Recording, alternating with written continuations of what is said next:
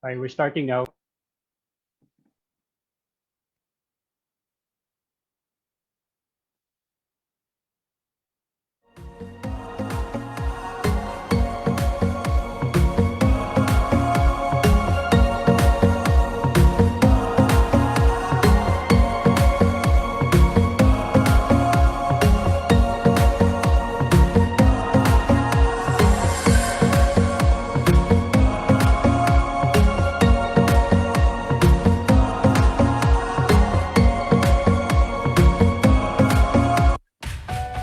Atty Geophysical Consultants, providing expert advice for geophysical and geotechnical exploration carried out in the mining, metal sector of the materials market and energy market.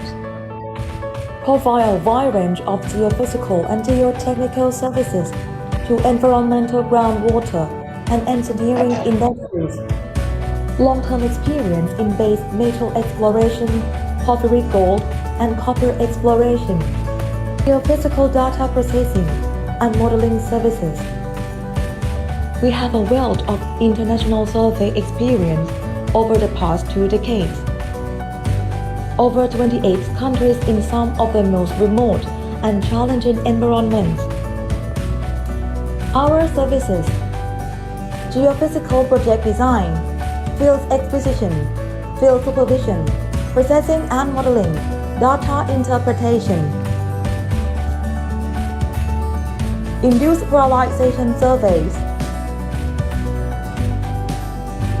transient electromagnetic surveys,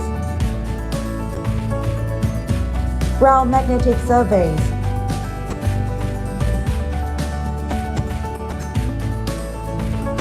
unmanned aerial vehicle magnetic service, downhole surveys,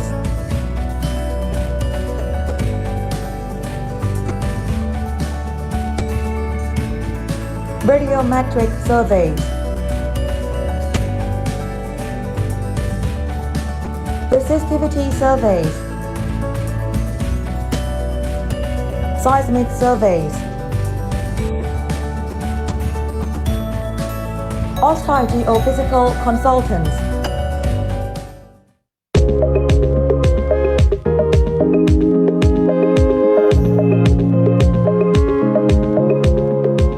Digital engineering is about connecting the present with the future, the digital world with the physical, connecting possibility with reality. Most of all, it's about bringing value to our clients. The projects we work on are exciting and will impact the future of Sydney for years to come. So getting the best outcome calls for working in a smarter way. We aim to have a partnership with our clients. It's not about building something and walking away. It's thinking about an end-to-end solution. What needs can we foresee and how can we put in place a reliable process now that will keep adding value in future? GHD is pioneering workflows which we expect will become industry standards in future. Digital models are built and stored in the cloud for always-on access to teams around the globe. Workflows assign tasks to people, set deadlines and track costs against a work breakdown structure. Multiple disciplines review a federated model at the same time, resulting in better projects that are coordinated, cost-effective, and developed with stakeholder investment in mind. The transparency this offers our clients is extremely powerful in fostering trust and communication. Taking a measure twice, cut once approach saves millions across planning and construction. Changes to a digital model are faster and provide a better coordinated design for our clients. Data and project priorities are thus what drive decision-making. Ultimately, technology is just an enabler for the inspiration that comes from people, and it's the fresh thinking of our staff that we want to support. We want to unlock notions of what's possible and challenge the expectations of what's an acceptable standard. It's a great way for young people starting out in their careers to contribute because the model shows you what will be in lifelike detail. In the same way, it connects clients dynamically with their future project because they can see and interact with it in real time. Unlock the power of deep sector coverage with S&P Capital IQ Pro. We're always thinking about the sectors that fuel the markets. Use the S&P Capital IQ Pro platform to access an unrivaled depth of sector-specific data, news, and research. Broaden your perspective with asset-level data on the companies, industries, and markets that impact your business. From banking to energy, fintech to healthcare, there's coverage for every workflow. Standardized, reliable banking industry analysis on everything from international commercial banks to U.S. credit unions. Comprehensive analytical data on insurance companies across the globe to guide strategic and investment decisions. In-depth mining intelligence to identify business opportunities, evaluate the performance of mining companies, and track industry trends. To see the big picture, you need sector-specific insight. Discover your power. Search S&P Capital IQ Pro today. The Philippine Mining Club and the Philippine Infrastructure and Construction Club are professional networking forums bringing industries together and creating opportunities for the Philippine mining and infrastructure and construction industries.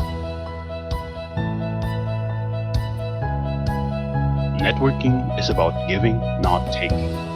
It is about forming trust and helping one another toward mutual goals, regularly engaging with your contacts, and finding opportunities to strengthen relationships.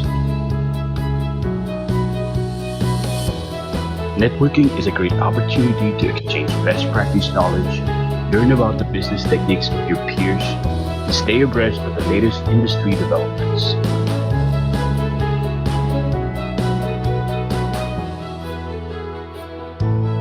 Opportunities like partnerships, invitations to events, introductions, and giving talks and presentations bring challenges that benefit and feed your career, professional development, and personal interests.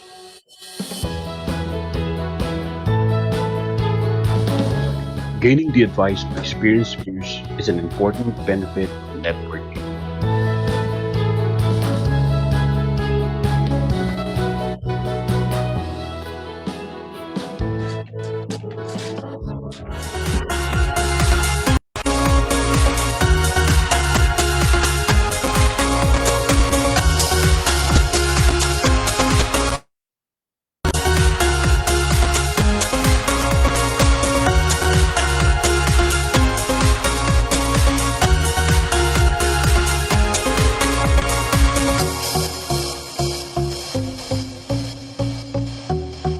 Painfully anxious, Job.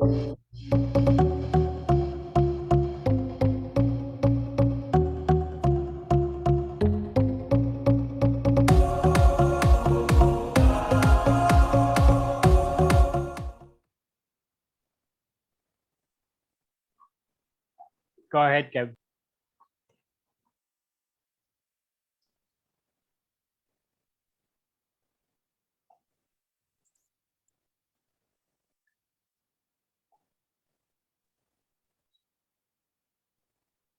Job, have you got the advertisement ready? Yes.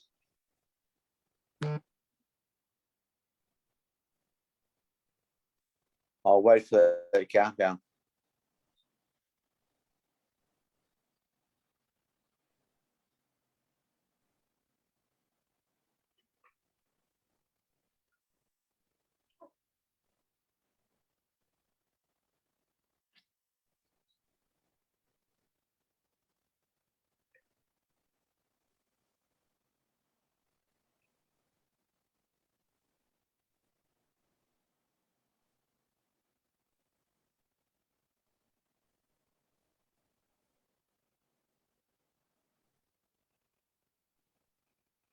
You can start now, Kev.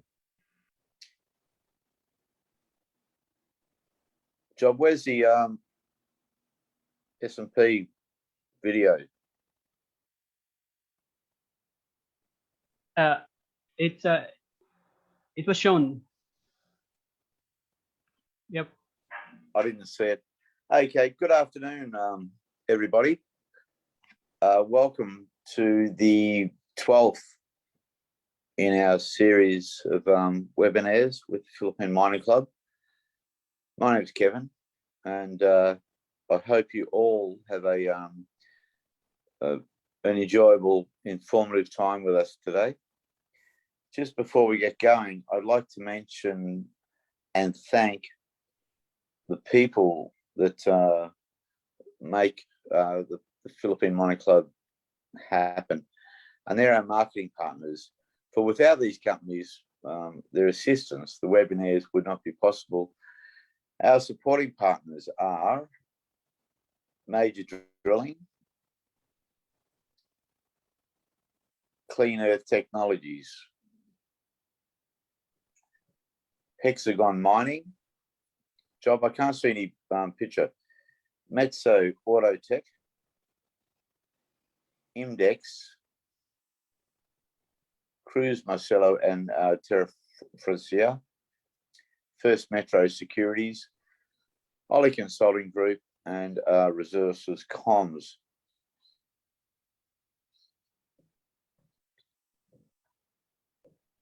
I actually can't see any logos coming up on my screen, but I'd like to thank our foundation partners, Weir Minerals.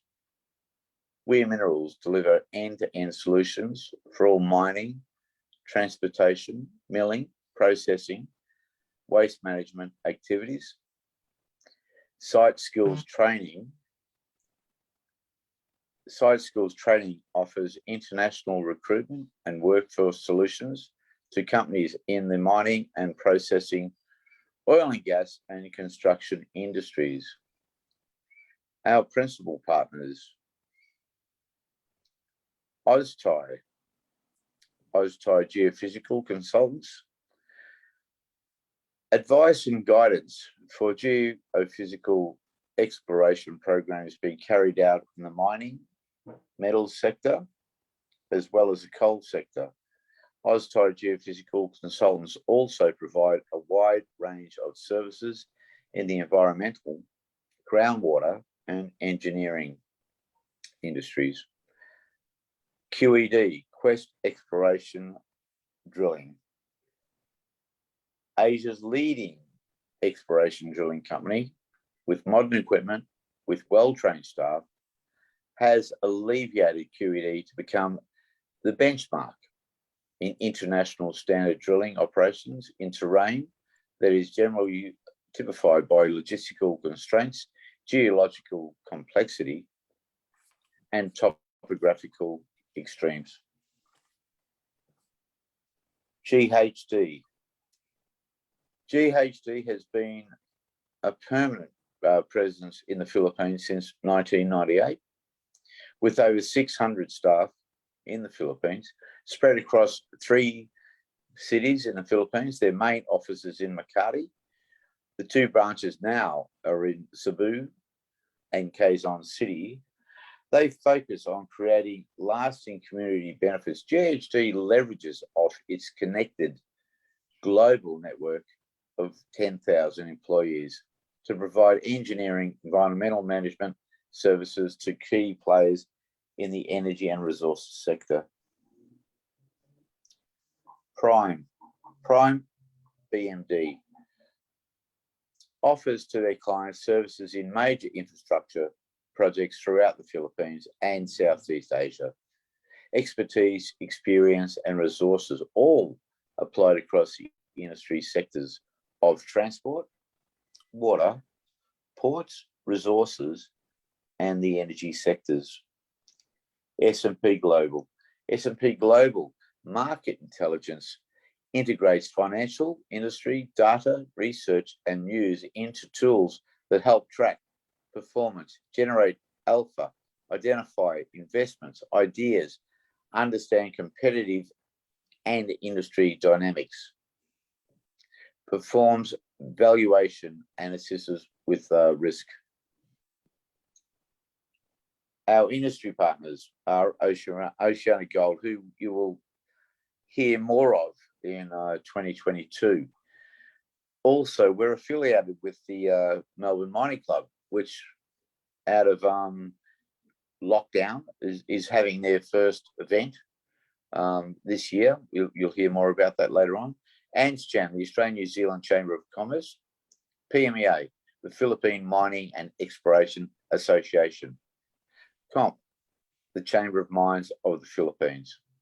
PMCEE, the Philippine Mine Safety and Environment Association, and YAMA Philippines. Our media partner, of course, is the Philippine Resources and Construction Journal.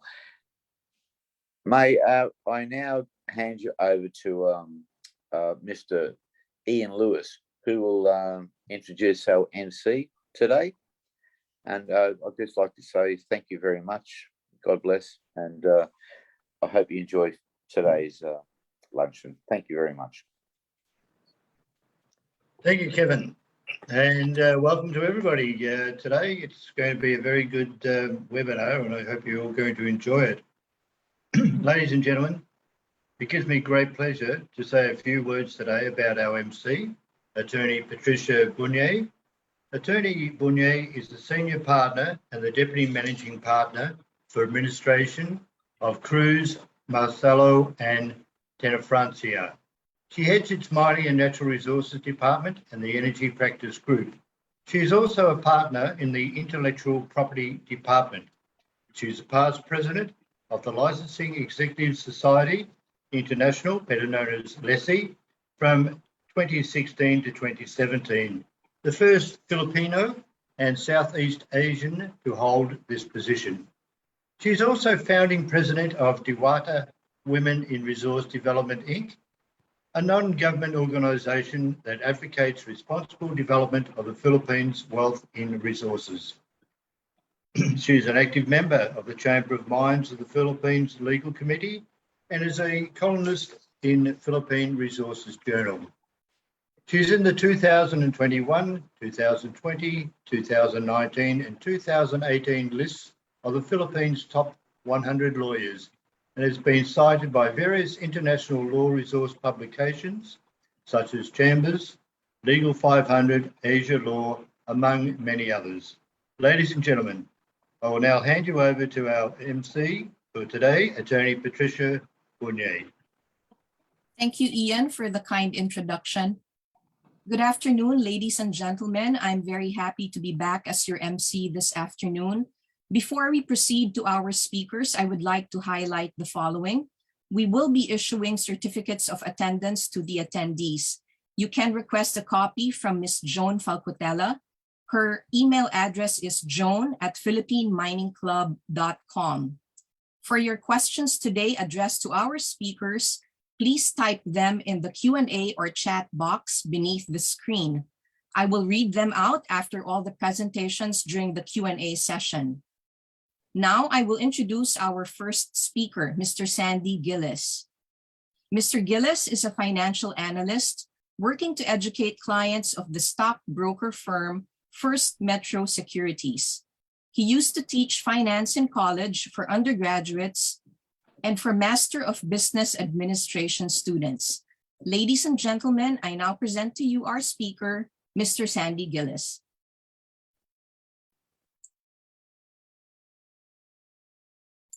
You're on mute, Sandy. Okay, allow me to share my screen. Thank you very much. A pleasure to be able to deliver the Stock Watch again to give you an alert on how the stock market is faring and where we can put our peso investments in securities. I'm working with First Metro Securities for market education and with Carillon Partners for consultancy. Our Philippine Stock Exchange has 272 listed companies, and altogether they're worth about $311 billion in market value. For the mining and oil shares, the value is approximately $5.4 billion. We see them in the list of mining and oil index. You have there Semirara Mining and Semirara SCC. They do mining and power, coal energy. There's Nickel Asia, selling nickel ore. There's Apex Mining, which is dealing also in energy, oil and gas. There is PXP Energy, then there's Atlas Mining. We'll talk about the first five briefly today to give you an idea how they have been faring despite the difficult past 2 years. Semirara, for one, has had a very good run up to 30 pesos per share. It was 12 pesos per share 2 years ago, then it reached the 24 and even 30 pesos last year. It's now resting at 24. And I think that all indicators point to that it continues to move gently upwards at this same pace over time. So I think that if I can forecast, that would be where I think that the price would be going if their sales and profits continue. For Nickel Asia, I see that they have gone up to 5.6 pesos per share from 1.5 of some months ago. And then I think that they are generally pointing upwards in their technical direction. So it's possible that if sales and profits continue healthy, then they might see this kind of share price movement in the next 2 years, suggesting that it's still okay to get on board that stock. For Apex Mining, they have been touching a low of 0.8 pesos, and then 2.2 is the high. So they're now at 1.4. But I think that if they continue to produce and to export, then they will be able to see that share price moving along this same path. Now, for Atlas Mining, they had a high 5 years ago at 22. Right now, they're 6.4 pesos. No harm in getting into the stock at 6.4 if they publish that they will be having more sales and profits over the next few years. So it's conceivable that their share price might be able to pick up over the next few years, hoping for good operational results. And then let's take a look at the top 30 stocks, which would be the indicator for the overall stock market. The top 30 stocks started counting that in the 1970s, and then that the starting number back then was 100. Now, as of 2015, the number of the index was 2,000, meaning it has grown so much from the starting number of 100 points, which is an index number. And at the moment, we are resting at 7,300 points. So therefore, you can see that it's been generally upwards despite all the ups and downs for over 2011 to 2017. There was a big drop in 2020 because of the limitations of mobility due to lockdowns, but the market swiftly recovered. And the question now is whether it will follow the red line if the economy is weaker than we expect, or it might follow the blue line if the economy recovers and we resume the pace of development that was so rudely interrupted in 2020. So I'm hoping that it will be somewhere between the blue and the red lines. So I think it's still generally positive outlook for the next 2 years. Now, more closely looking at the drop in the index, it was a big drop from the level of 8,000 points down to 4,000. Really, it was cut in half, but that was a golden moment to accumulate shares because then they immediately went back up to 7,300. So don't disparage this stock market. It's got a rebound energy. It's got resilience. Yes, it was pushed down in 2020, but then immediately it started to recover and move upwards. This is where I see it going, the big green arrow. Taking a look at the other generic holding company stocks, well, they did also suffer in the year 2020. For example, Ayala Corporation dropped from 1,000 down to 450. The blue line is the 50 periods moving average, meaning if you take the prices of the last 50 periods, in this case it's months, the last 50 months, each average number produces a blue dot on the blue line. And then the red line is the average of the past 20 periods. In this case, the past 20 months. If you take the average of the past 20 months, it produces a red dot, which is part of that red line. So the red line is the 20 period moving average, and the 50 in the blue line is the 50 period moving average, which is more representative of the 10-year trend. So the blue line tells you what's the long-term trend. And if your price is below that long-term trend, that means that the stock is very cheap, as it is right now. This share price is just about recovering back to the level of the blue line, which is the long-term average, meaning I think it's about ready to start moving above that one. So I still recommend also to buy this stock. Look, it went down from 1,000 to 450, but then immediately it's back to 900 and 850. But I think it's preparing to move to 1,000 and above. And the same, so I think this is what I think might happen to Ayala Corp. And similarly for SM Investments, it did dip for a week because of COVID. So from the level of 1,000, it went down to 500. But immediately, so over a period of months, it regained the level of 1,000. And where do you think it might go? I see it moving higher after that. So never mind that there was a big drop. It recovered quickly. And now is a good time to get back into it because it has shown you that it can be resilient like most of the Philippine economy. So that's where I think that it might be proceeding, this yellow line proceeding like that. So if you want to know more about stocks or funds that deliver steady returns, just contact me to learn more. I want to thank you very much for listening. Have a good day. Bye. Let me stop the share. Thank you very much, Sandy. As usual, another very informative and educational stock watch. I saw a question for you in the chat box, but as mentioned earlier, all of the questions will be addressed later in the Q&A. Now, I would like to proceed to our main speaker for this afternoon, and I am very honored to be introducing him. It is my privilege to introduce our esteemed speaker, Attorney Wilfredo G. Moncano, the Director of the Mines and Geosciences Bureau of the Department of Environment and Natural Resources. Director Moncano is a lawyer, a licensed mining engineer, and a dedicated public servant. He assumed the helm of the Mines and Geosciences Bureau in 2017, following a successful career as both a registered mining engineer with over 30 years of practice and a lawyer with over 15 years of practice.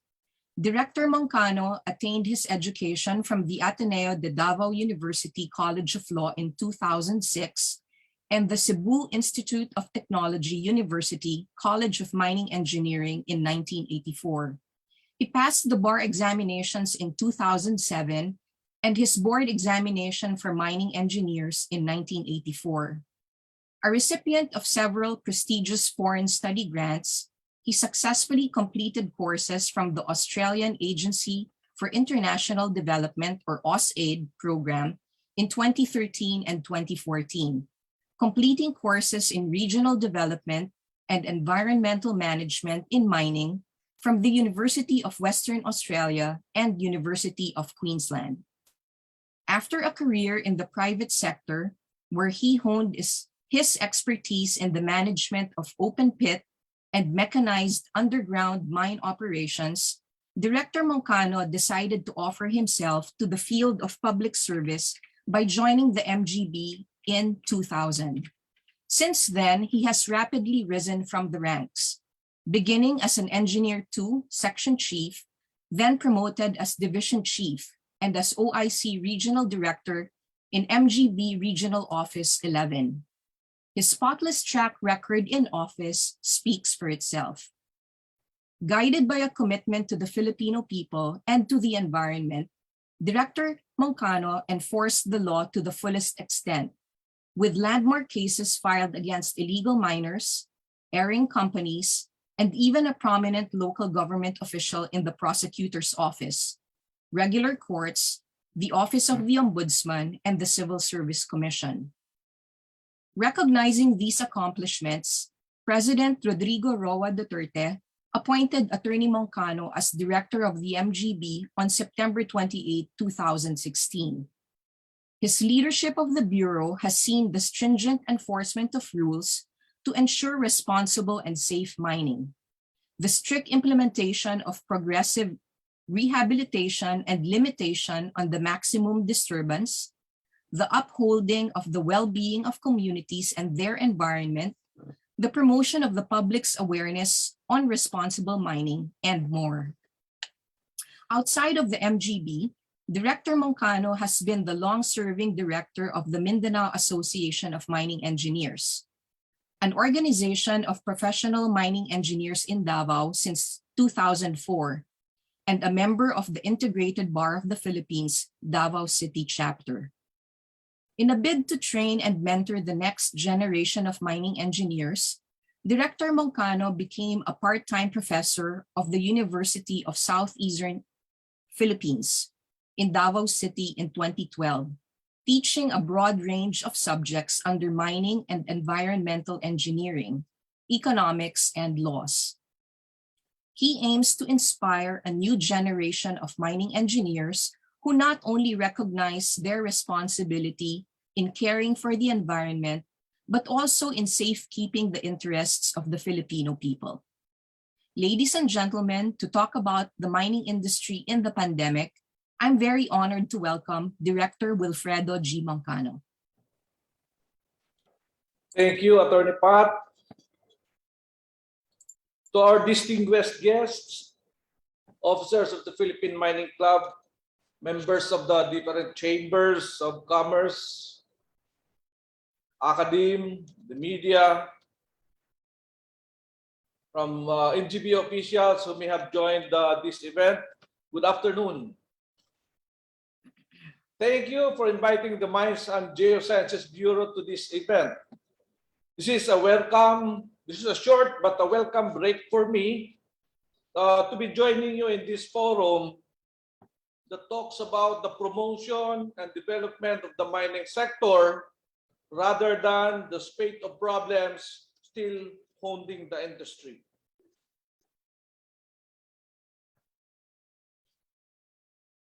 Let me now give you my talk on the current perspective of the Philippine mining industry.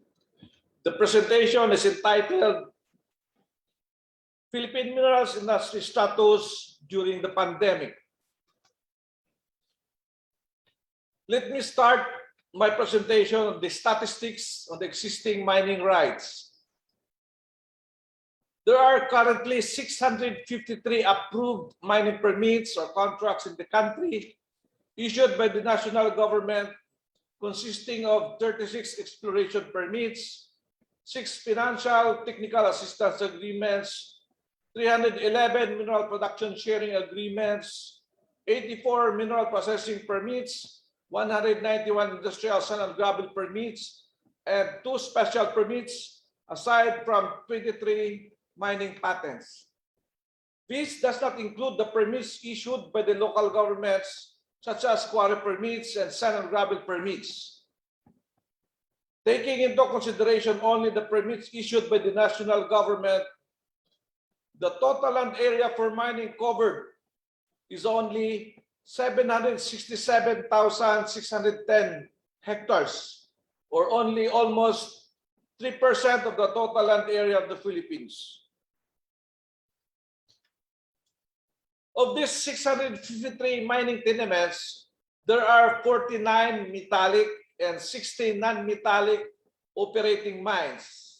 I say again, 49 metallic and 16 non-metallic operating mines.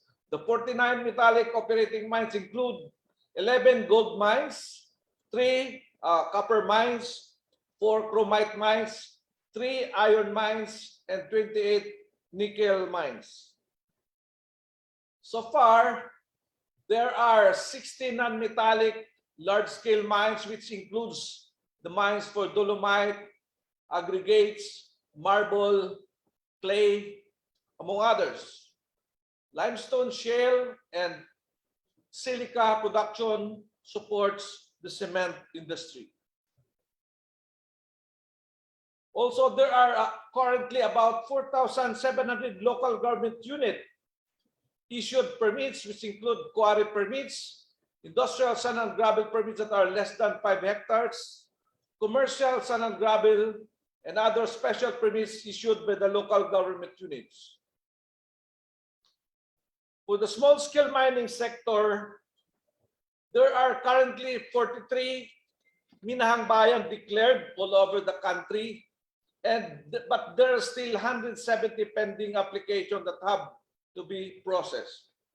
Among the declared minahang bayan, 13 are in Luzon area, 3 in the Visayas, 27 in Mindanao. Based on the industry statistics, the following are the contribution of the mining industry to the Philippine economy in 2020. The gross production value from these mines is 185 billion pesos. The gross value added at current prices is 102 billion pesos. The GDP contribution is 0.6%. Total exports is $4.97 billion, an export share of almost 8%. Revenue collected by the national government is 30.7 billion pesos in the form of taxes, fees, and royalties. We are happy to note that in spite of the pandemic in 2020 up to the present, our indicators show significant increases in terms of export, taxes, fees, and royalties from mining. The existing fiscal regime continues with 4% excise tax derived from Train Law 1, while the royalty within mineral reservation continues with 5% based on gross output. But there are existing bills, or there are pending bills, specifically House Bill number 8400. This bill moved to have a 3% royalty imposed for those mining operations outside mineral reservation based on gross output. Last year, 2020, the incurred or the paid indigenous peoples community royalties amounted to 480 million, or 25% increase from year 2019. This comes from about 20% of the 109 operating mines that are inside ancestral domains or ancestral domain claims or ancestral domain titles. This slide will show that what has been done and what has been accomplished by the Mines and Geosciences Bureau during the pandemic. First in the list, and I have to inform those that join us in this forum that sometime in July of 2020, MGB, with the support of the DNR and the Department of Finance, initiated writing a memorandum addressed to the President, offering the mining sector for its potential contribution to the recovery of the economy. And that memorandum addressed to the Office of the President has the following highlights. First, lifting of the moratorium on the processing of new mineral production sharing agreements. You will note that this was acted by the Office of the President sometime in July this year, and the implementing rules and regulation was issued August this year. The Office of the President issued Executive Order 130, amending Section 4 of EO 79 and allowing the resumption of the processing of new mineral production sharing agreements. The second important content of that memo to the Office of the President is the request for the lifting of the suspension, cancellation, closure of 26 mining companies as a result of the MICC mining audit and the previous orders issued by the former DNR Secretary, Gina Lopez. Right now, this request was acted and this is ongoing.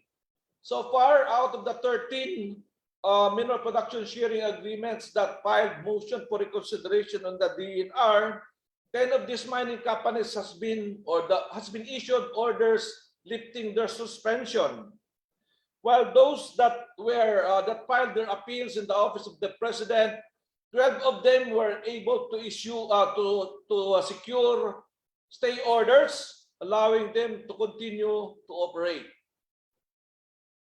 Then the third important request contained in that letter to the Office of the President is the request for the renewal of Oceana Gold Philippines Financial Technical Assistance Agreement.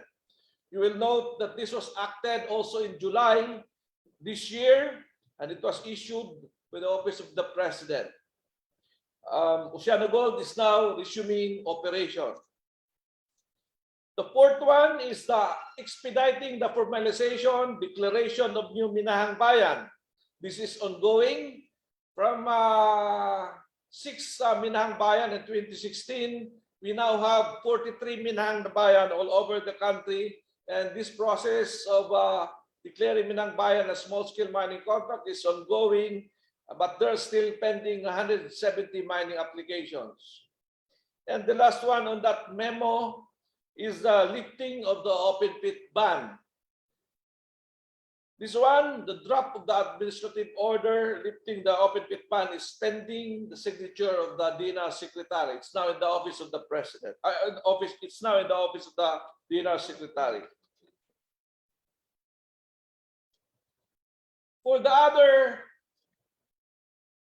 other accomplishment of NGB initiatives in collaboration with government agencies, we continued with the renewal of mineral production sharing agreements. Reckoned from 2020, we now have issued 11 renewed mineral production sharing agreements. Exploration permits renewed, counted. We have 13 exploration permits renewed as of this date, counted from 2020. We also have the approval and issuance of new mining tenements, which is comprised of MPSA, FTAA, exploration permits, mineral production sharing agreements. 103 new mining tenements have been issued. We also initiated the creation of the National Steering Committee for the National Unified IEC program for the #Mine Responsibility campaign. The composition of the steering committee is already completed. And we continue with the monitoring of the maximum allowed disturbed area under DAO Department Administrative Order 2018-19. From 2018, a total of 1,016 hectares had been revisited under that DAO. We are also continuing with our offshore mineral resources exploration. This is ongoing. We have 3 areas being explored: the west portion of the West Philippine Sea, the Philippine Rice, and the Celebes Sea. We also support the Philippine Reclamation Authority in the identification of borrow areas. And then we have also in 2020 identified priority projects that are under phases 1, 2, and 3 to be given full support by the DNR. No? Not only MGB, but the other sectors of DNR, like the Forest Management Bureau, the AMB, the Biodiversity Management Bureau. So far, we have 26 priority projects that have been identified under phase 1, 68 projects under phase 2. Some of these mining projects are already in the development stage. The other initiatives of MGB in collaboration with other agencies include the DNR's river restoration project through large-scale dredging. So far, we have dredging projects in Negros Occidental, Oriental Mindoro, and Occidental Mindoro, Cagayan Province, Zambales, Cotabato, and Chartered Economic Zone Authority. We also have offshore seabed quarrying. No? This one, most of these projects are in Manila Bay for the reclamation, the reclamation projects, to support the reclamation projects. So we right now have 4 approved government seabed quarrying permit in Manila Bay, and 1 offshore seabed quarrying in Cagayan Province. We also continue with the EMCEE audit phase 3 for non-metallic mines. which include also the audit of mining operations in the Bangsamoro Autonomous Region or in BARM. There are 5 nickel operations included in this ongoing audit. And then we also have the ongoing joint collaboration of DTI and DNR on bamboo plantation program. For the policy issuances, I will just, we already mentioned this earlier, but I will just mention the salient provisions of, for example, of Department Administrative Order 2021-12. This is the DNR Administrative Order for the automatic renewal of exploration period and the timely filing of the declaration of mining project feasibility, exploration permits, mineral production sharing agreements, and financial technical assistance agreement, and other similar mining tenements. This one will cover exploration permits and mineral production sharing agreement or FTAs that are under the exploration stage. Mining companies, if they continue to conduct exploration, if the company was able to file the renewal within the renewal period, it's considered, it's deemed approved without waiting for the issuance of the new permits or the new MPSAs. The new exploration period and exploration permit, they can continue with their work without waiting for those permits and period. No, the contractors are also required to file the declaration of mining project feasibility within the first 25-year period. As a policy of the government, as policy of the MGB and DNR, we will not renew MPSA if the mining company was not able to file the declaration of mining project feasibility within the first 25-year period. The next one is EO 130. This one, this is a executive order that has been issued for the lifting of the moratorium in the processing of mineral production sharing agreement, issued sometime in July, and the implementing rules was issued sometime in August. The important points here in Executive Order number 130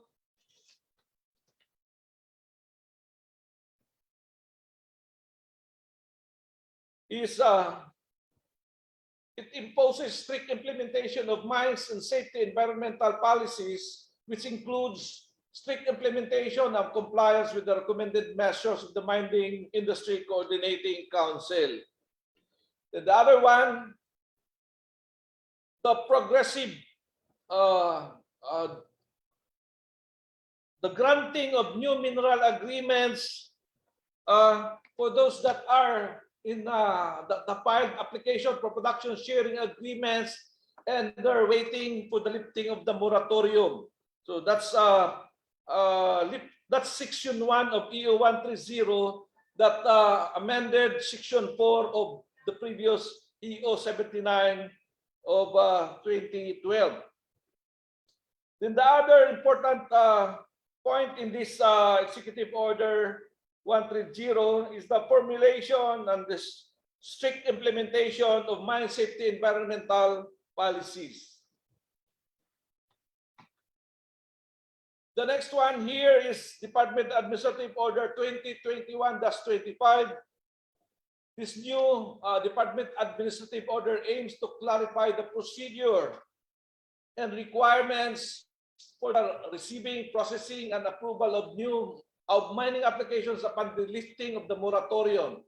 So this includes grant of new mineral agreement, rationalization of existing revenue sharing schemes, declaration of areas covered by mineral agreements, mine safety, environment, and social development policies, engagement of local government communities. Then another one is DAO 2021-29. which is about the residual stockpile, the extension of the application period and the disposition of residual stockpile.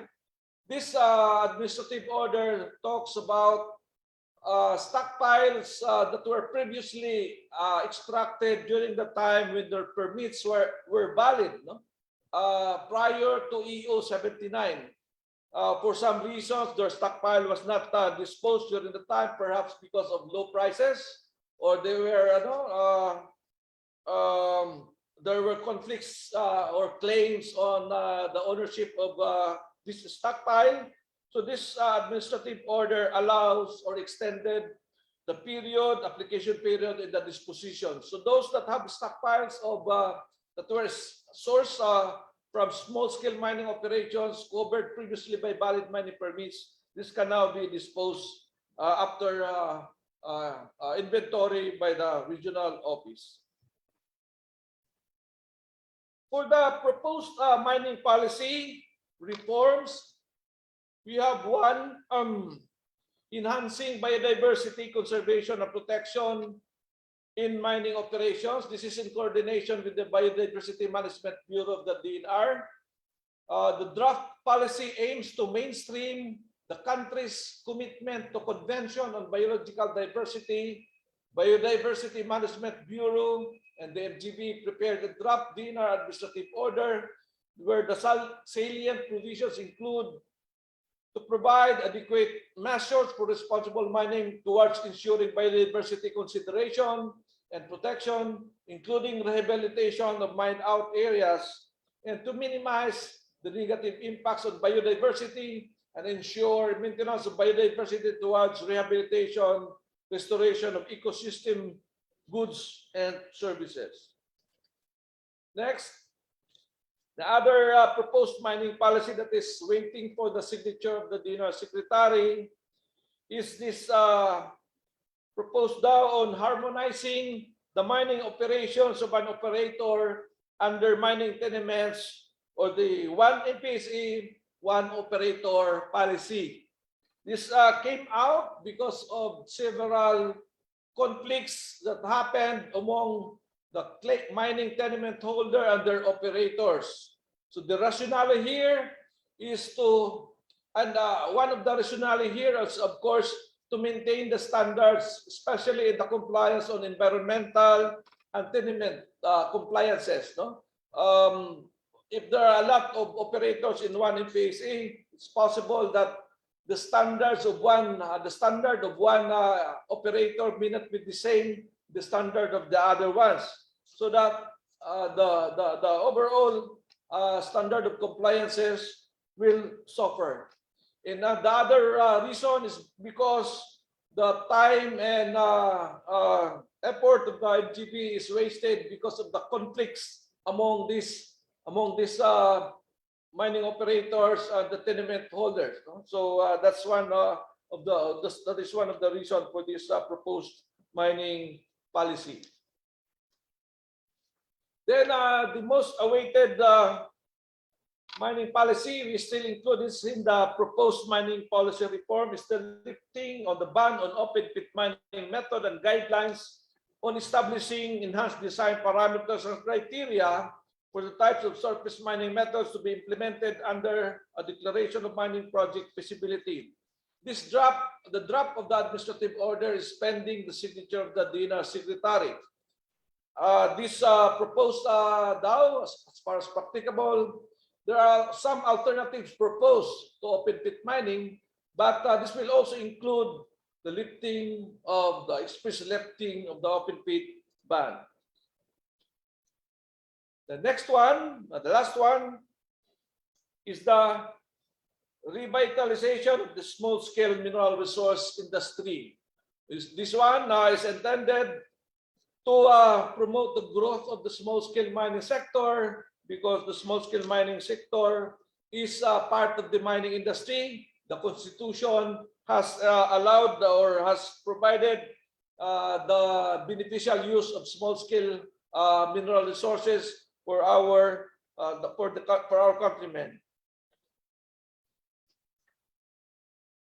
We also, I have already mentioned this one, but With this creation of the National Steering Committee for the National Unified IEC program is included because the MGB and the sector would agree with me that we need a lot of promotion and campaigning to improve the image of the industry.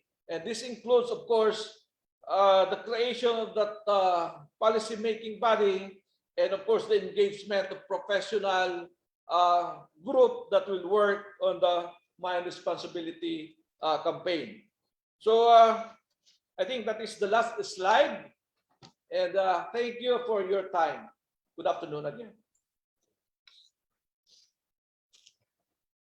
Thank you very much, Director Moncano, for the very comprehensive presentation. We're very eager to be engaging with you this afternoon, and I invite the audience to post your questions in the Q&A box.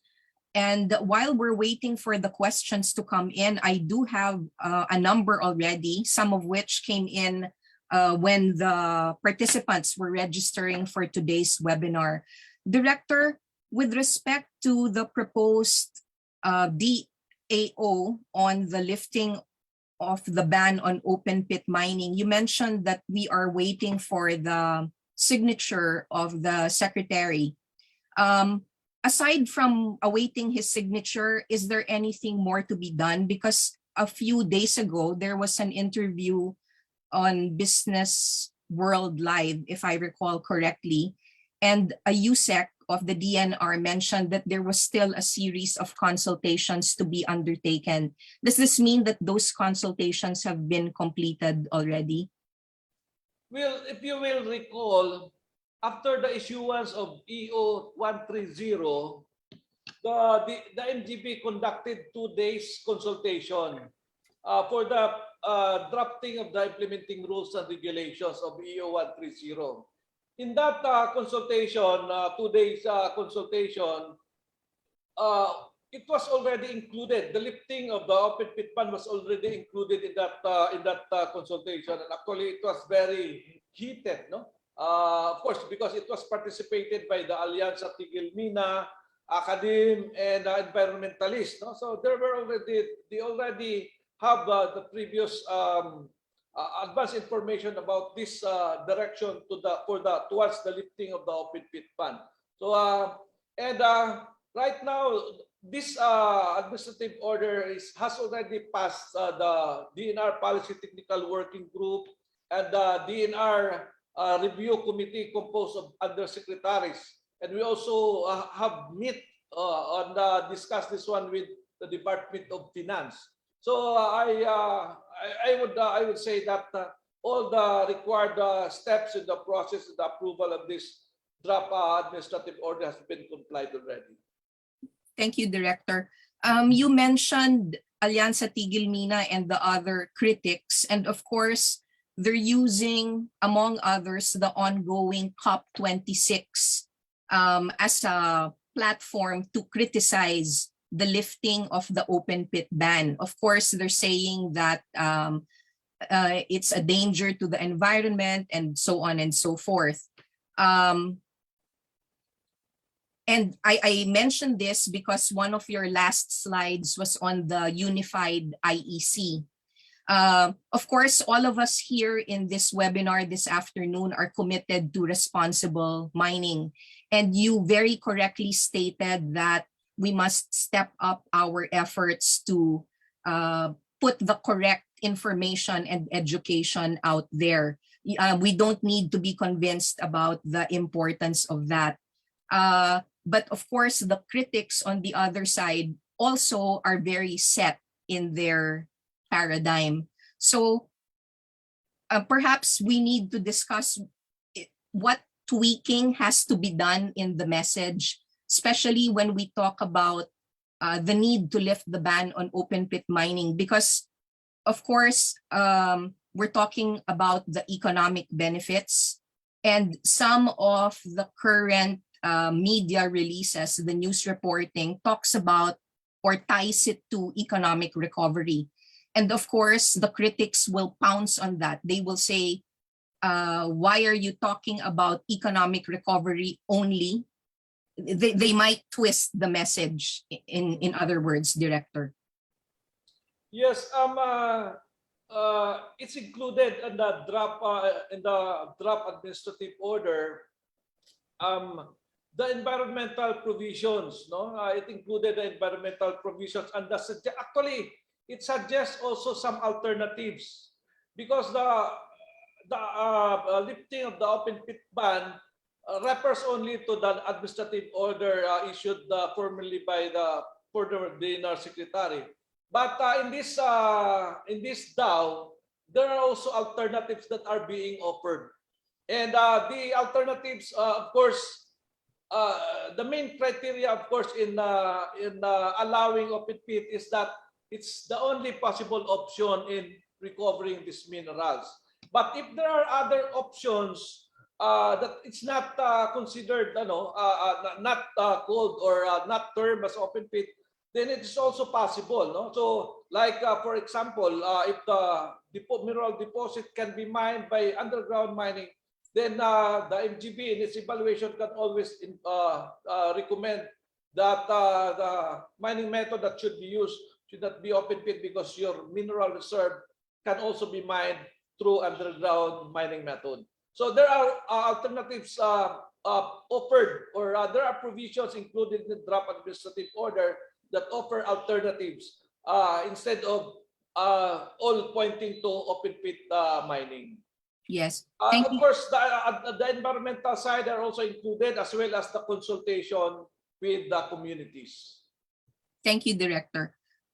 Other questions that have been asked in relation to EO 130. One is, do we need to convert and further downgrade to EP applications APSAs covering MLCs that had been converted or downgraded as mandated by the Mining Act?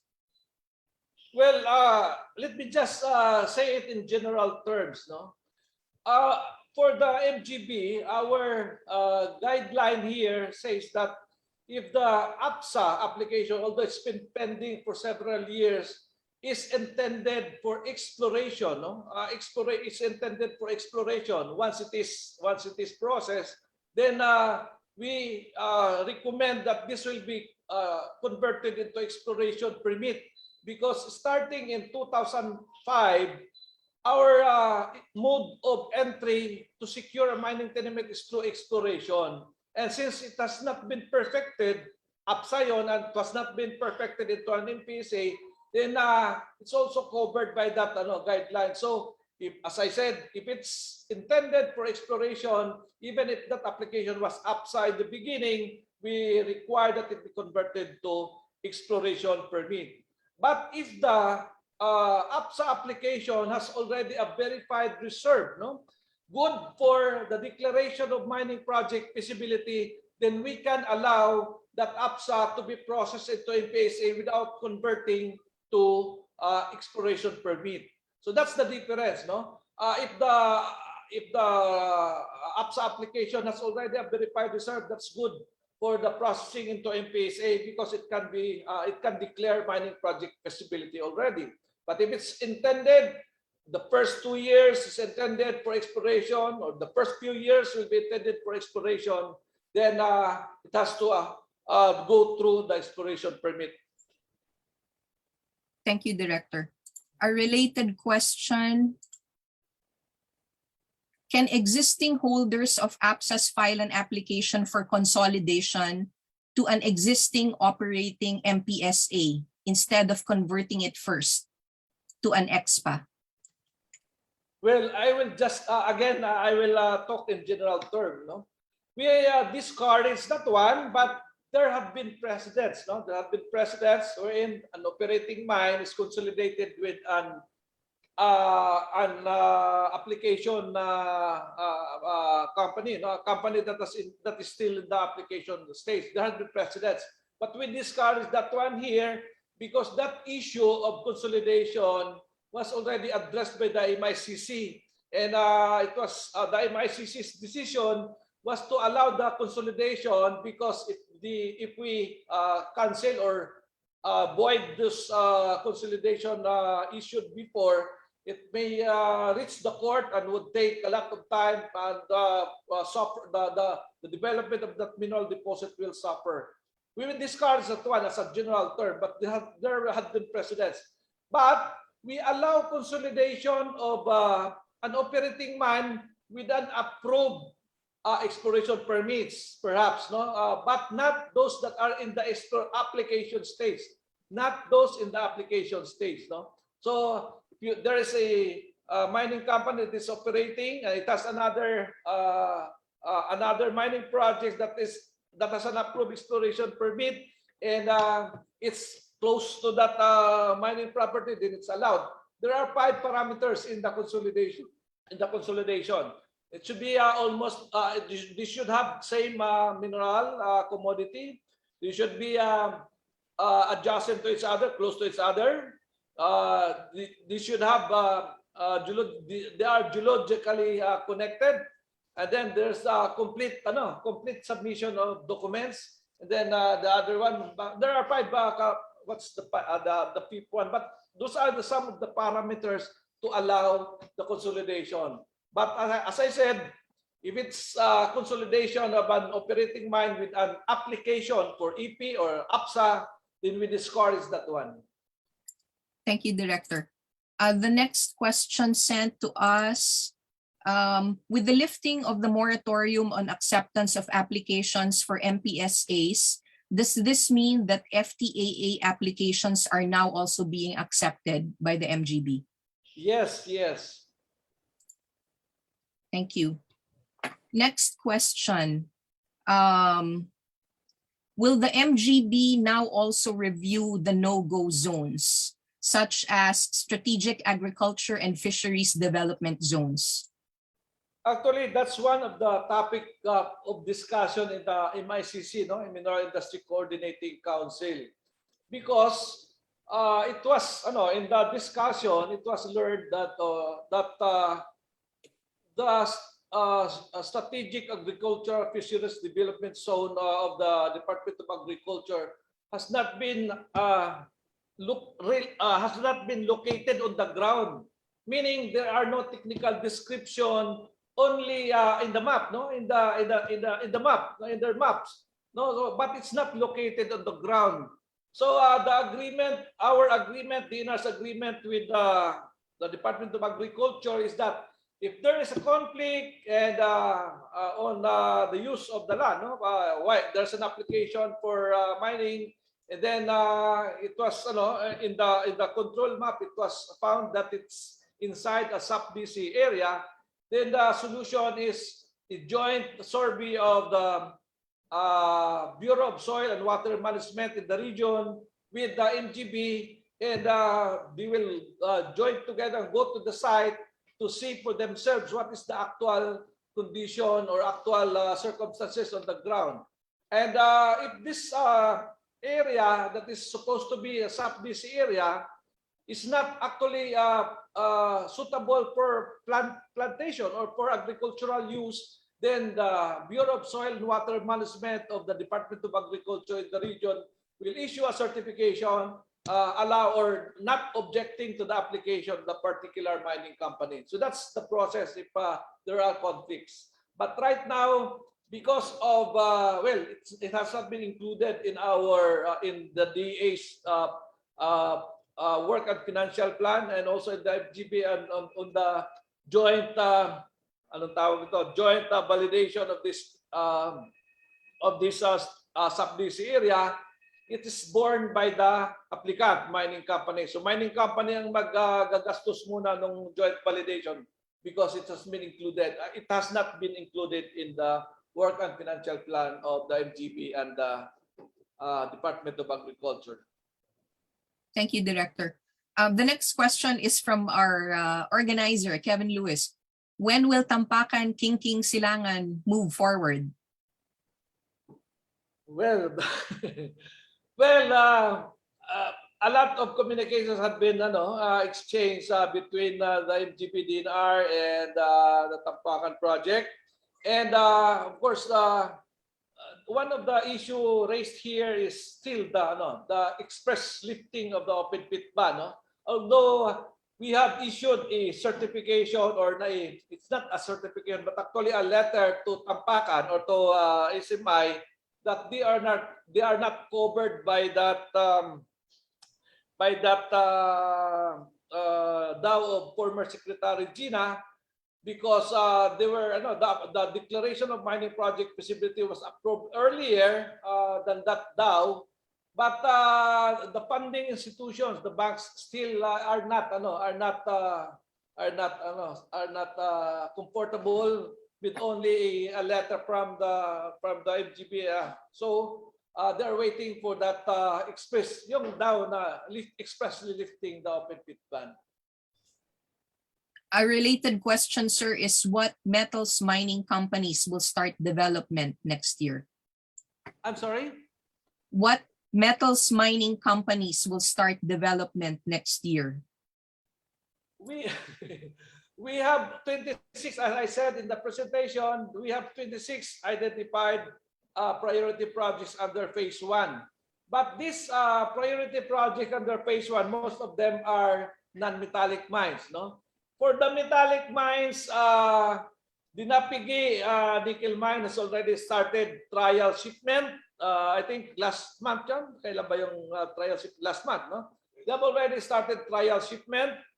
And there are other mining projects that may be able to start, maybe not in the first quarter, maybe in later part of 2022. But some of these are metal mines. No? Some of these are metal mines, and I hope, we hope that those, because most of their lacking documents is the tree cutting, special tree cutting permit, and we have resolved that issue of the issuance of special tree cutting permit with the DNR, or with the DNR secretary approving a department administrative order delegating the regional executive director the approval, the issuance of tree cutting permit, instead of bringing it up to the DNR secretary for his signature, no? Or to the Forest Management Bureau director for his signature. Right now, it's the approval and issuance of tree cutting permit is now delegated to the region. So that should be easier for the mining companies to secure the tree cutting permit.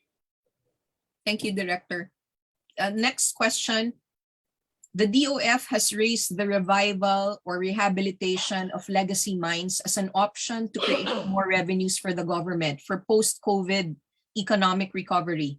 Is this still being looked into, and what are the next steps being taken by MGB? Actually, the Department of Finance, the Privatization Management Office, the DNR, and the MGB has created a technical working group. We call this one, we have two technical working groups for the Basay project and the Bagakay project in Samar. No? They are working on conducting additional exploration, no? Geophysical and geochemical exploration to update and the exploration data, because ang mga exploration data of these mining companies were in the 1970s, 1980s. No? So additional exploration will be conducted, but these are national government-owned mining assets are for disposal. Some will be disposed earlier, some will be later. Those that will be disposed later has some issues, no, legal issues especially. And our Office of the Solicitor General is on board for in helping the national government in resolving these legal issues of some of these national government-owned mining assets.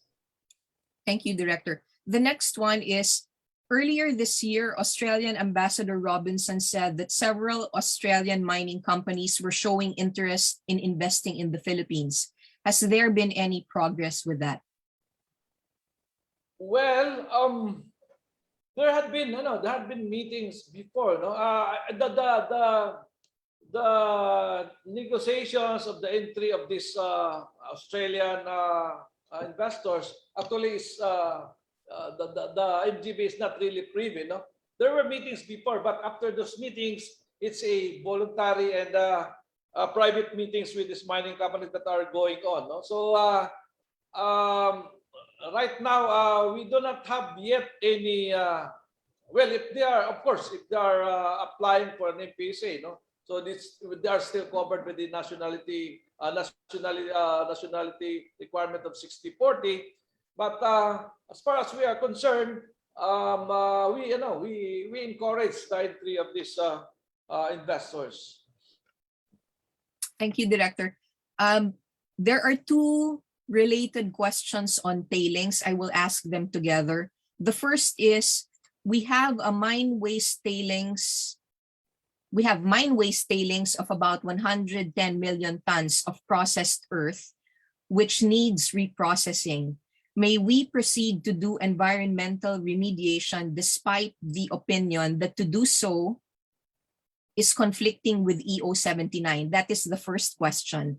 The second is, can you please confirm the importance given to tailings management and how seriously the government is insisting that mining companies have to implement the proper disposal of tailings after dewatering? For the first question, because the requirement is it about environmental rehabilitation, or did the mining company has environmental compliance certificate? Because these are two different matters, no? Securing an environmental compliance certificate and compliance with the MGB requirement on environmental protection. So I would say that as far as the environmental compliance certificate is concerned, I would not answer that one because I do not have jurisdiction. But as far as environmental rehabilitation, yes, we will require those the company that will undergo the reprocessing to have a program for rehabilitation, especially if the mining company will have portion of their tailings on the disposal side. We will be requiring them to have that environmental rehabilitation and a program of course, the funds that is required for the environmental rehabilitation will also have to be established in a government depository bank. Thank you, Director. This one, I think, is a concern of many. The 2022 elections are a few months away. Are there safeguards in place to ensure that the next administration will not ban open pit mining again? That's speculative, but I hope that the next administration would not change the policy. But Secretary Simato has given us the assurance, no, that before he would before the change of administration, this administrative order lifting the open pit ban will be signed. No, personally, I'm hopeful that this will be signed before the year end. No, but as to the question, no, on the guarantee or assurance that this will not be changed by the next administration, that is speculative, and I would not be able to answer that one. No? But my prayer, my hope is also that there will not be a change of this policy, because that would again be cause a destabilization of our mining environment, no, yung in business environment, mining in business environment, no. So I hope that this policy lifting the open pit ban will not be changed again under a new administration. Thank you, Director. There are two questions relating to purging or cleaning up old records. The first one is, why is it that some mining tenements which were rejected several years ago, but the stakeholders did not file any MR, yet the tenements are still in the region tenement map, and there is no finality on the rejection notice? Yes. And then may I ask also the related question? Hang on, please.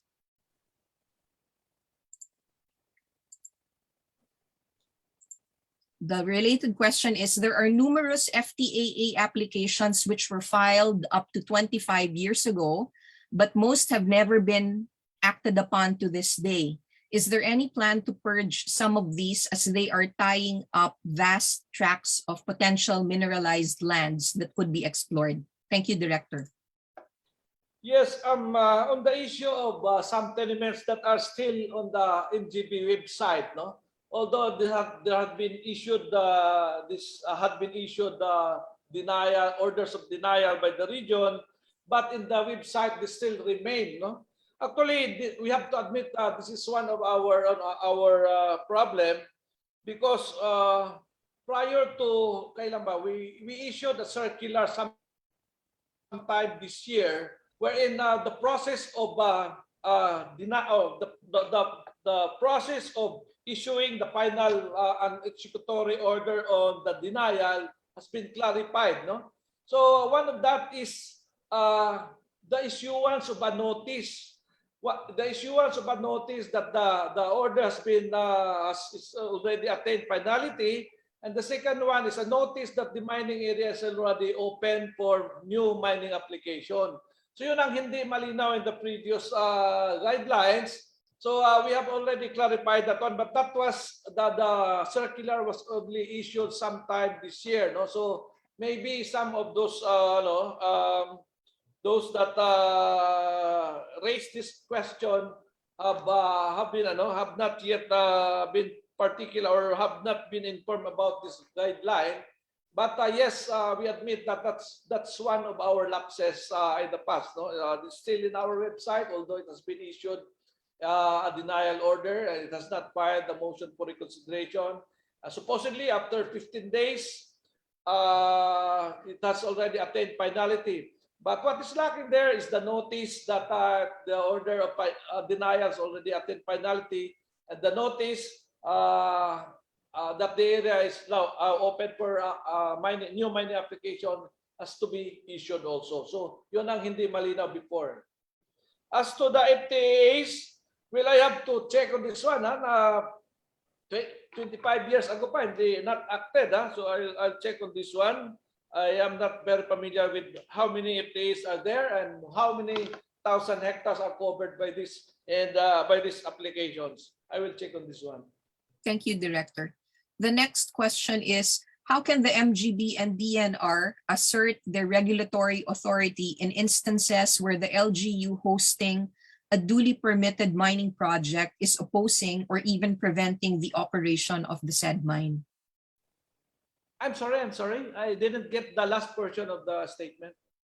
How can the MGB and the DNR assert their regulatory authority in instances where the LGU hosting a duly permitted mining project is opposing or even preventing the operation of the said mine?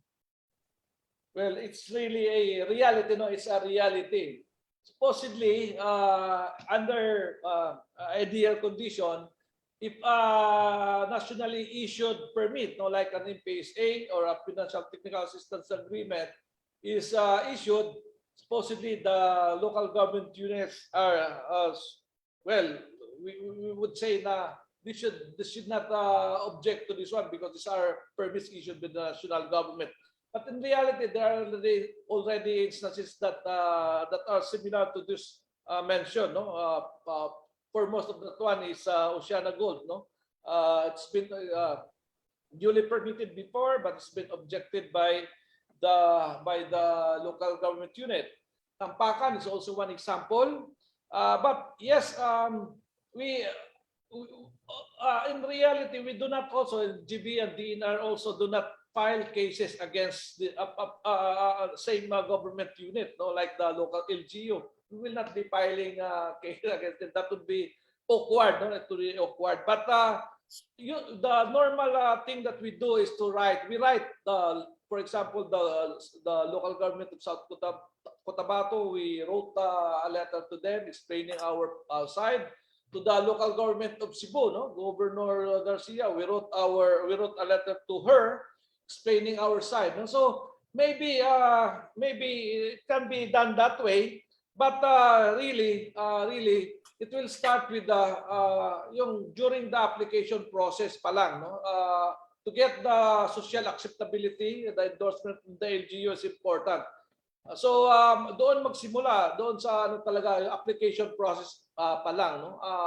That the local government should not be should be on board, no, and supportive of the project, not against it, no. So that's important. But as to the no, when it's already issued, kung permit issued na ito, it's really a work on the part of the mining company to improve or to push hard on their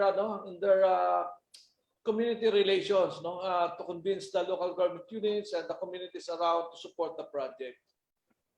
Thank you, Director. Relating to one of the proposed policy reforms, particularly on the biodiversity policy, the question is, why is it confined to the mining industry only? Well, I know it's not confined only to the mining industry, no. There had been from the other sectors meron din, no. But for the mining industry, before kasi our environmental protection enhancement program on our final mine rehabilitation decommissioning plan, and even our social development and management program do not touch about biodiversity. Although some mines, especially those that are that have foreign partners like Australians, Americans, Canadians, meron ng mga they already include this one in their programs. But most of our mines, especially the local owned by Filipinos, wala. It's not mentioned. No, they do not include this biodiversity programs and conservation and protection.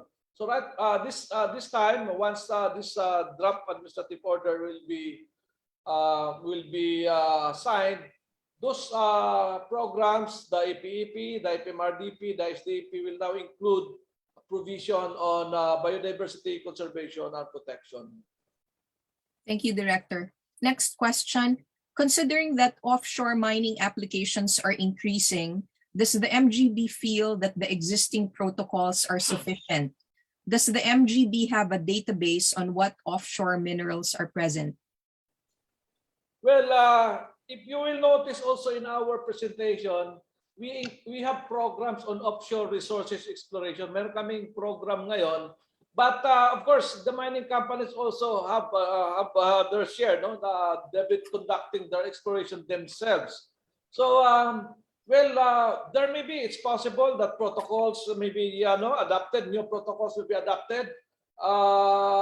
We have not yet, actually, that's our one of our programs to get a baseline information of the minerals that are underwater. No, yun namin. We don't have the volume. We don't have the enumeration of what minerals these are on the underwater. So kasama yun sa aming programa ngayon. No? That's why our marine research vessel is being refurbished. We spend a lot for this marine vessel for this offshore mineral resources exploration. Thank you, Director. Let me just check if there are remaining questions in the Q&A box. Now that the MGB is allowing dredging operations, some dredging operations, is it possible to apply for permits to dredge sands for the extraction of gold, with the sands being immediately discharged back to the seabed? The gold extraction would be done just by gravity separation with no chemicals whatsoever. Yes, generally, yes. But I do not know the specifics. No, I don't know what location. I don't know if there are other applicants there, existing applicants or existing tenement holders. But as in general terms, I would say that yes, somebody can apply or anyone can apply for those mining projects for the recovery of gold in sand and gravel. Actually, we have conducted inventory of our river resources, no, yung sand and gravel resources in our rivers, and it reached trillion pesos yung value ng ating river resources. And there are also some rivers that have reported high concentration of gold. No? High meaning, of course, I didn't say na mga more than 10 grams per ton, but there are rivers that reported like 8, 6, 4, 2 grams per ton gold. No? So this may be a subject of mining projects later, but yes, we already have an inventory of these rivers where there are possible. Actually, it's not only gold, no. We also conducted inventory for iron and for iron and chromite. No, so these are conducted already by the regional offices, and we have a data on this one. No. Thank you, Director. This is the only remaining question, and you may have touched on this with your updates earlier, but I will ask it nevertheless. With the lifting of the moratorium on new mineral agreements, have there been a lot of new applications? How many approvals have there been since the IRR took effect? For the MPSA, I think we approved since August. August na naging effective yung ating IRR, no, ng EU 130. I think one MPSA was approved, and there are now pending in the office of the secretary and in the EMCEE a few more. No, I think less than 10. But since it started only in August, so I would suppose that the mining companies are still collecting or collating all the documentary requirements. That's why we still have to complete all what is lacking. So that's why it's still the number is still few. But yes, but for the exploration permits, there are already a lot of exploration permits. But for MPSA, I remember only one MPSA approved earlier. Thank you very much, Director. It has been a pleasure for me to moderate the Q&A. Thank you so much, Director, for your time and your candor in answering all the questions. And for the audience, you will note that there's an announcement from Director Moncano's office in the chat box regarding a virtual stakeholders forum on November 18 and 19. So please look at the chat box for the details. So at this point, I would like to turn you over to Mr. Ian Lewis for some very important announcements. Good afternoon, everyone. Thank you, Attorney. We'll go through a couple of things. The first one is the certificate of attendance. Again, as mentioned earlier by Attorney Bunye, those people who would like to obtain a certificate of attendance, they should contact Miss Joanne Consultancy, and you can contact her through the Philippine Mining Club website or Second Chance Events website. These are freely available to those people who would like to obtain one. Now, we have some announcements now on some upcoming events.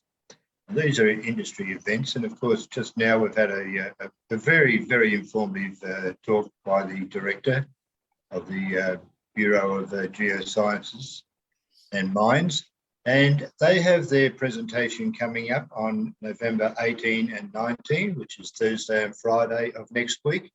We encourage everybody who would like to participate and watch this virtual presentation to make contact through the Mines and Geosciences Bureau, or alternative through the Philippine Mining Company. The next industry event that is coming up is the Melbourne Mining Club. Now, the Philippine Mining Club would not be in existence if it was not through Kevin Lewis and his contacts through the Melbourne Mining Club, which were the forerunners for the creation of the Philippine Mining Club. They have an event coming up on December 9, and it will be presented by the guest speaker, which is Owen Hegarty, who is the Order of Australia medal holder. The next event coming up is the Mine Safety and Environment Conference from November 24 to 26. This is quite an excellent, this is the 67th annual National Mine Safety and Environment Conference. It's obviously of great value to those people who are interested in mine safety and environment, and to have lasted 67 years speaks on the worthiness of this conference. So we encourage people to attend virtually. Again, you can get details of how to participate through the Philippine Mining Club website. Our next event is the 6th Yarman Congress, to be held on November 24 to 25. Yarman has been associated with the Philippine Mining Club for a number of years, and we work closely with them, and we encourage people to attend their virtual Congress meeting. Coming up next is some webinars we'd like you to look forward to in 2022. The first one is a webinar which is going to be on cyanide and mining in the Philippines. We have a number of experts who are going to do a presentation, and I think this will be quite an informative webinar for everybody to attend. It's scheduled for next month in 2022, and whilst we don't have a date as yet, we believe it will be in late January. Another webinar that is coming up will be a presentation from Mr. David Way, who is the mines director for Oceana Gold. Again, very, very good presentation, considering that they are now back in operations. And this is scheduled for February the 11th of next year. Another webinar which is programmed is a presentation by GHT, and again this is scheduled for February. Again, we don't have a date as yet, but we will be advertising this very shortly as soon as we do have the names of our speaker and the topic, and we'll advise everybody. So keep your eyes open on our websites at all times. And we have another webinar coming up, which is going to be presented by Mr. Roberto Jose El Castillo from EEI. EEI is one of the biggest construction companies in the Philippines, and Mr. Castillo is a director and the president and CEO. So we have a very high quality presentation coming up. And again, it's scheduled for March the 4th of next year. So again, I hope everybody enjoyed the event today, and I certainly did. And we thank you all for coming along and watching. And of course, there's no more for this year, unfortunately, but we will certainly, as you've just noticed, we have 4 lined up for next year. And so I would like to thank you for all being here, and obviously wish you all a Merry Christmas. But before we all go, we will have our usual photo shoot. So I'll hand you over to our director of organising things, Job. So can you take over? Thank you, Ian. So everyone, please turn on your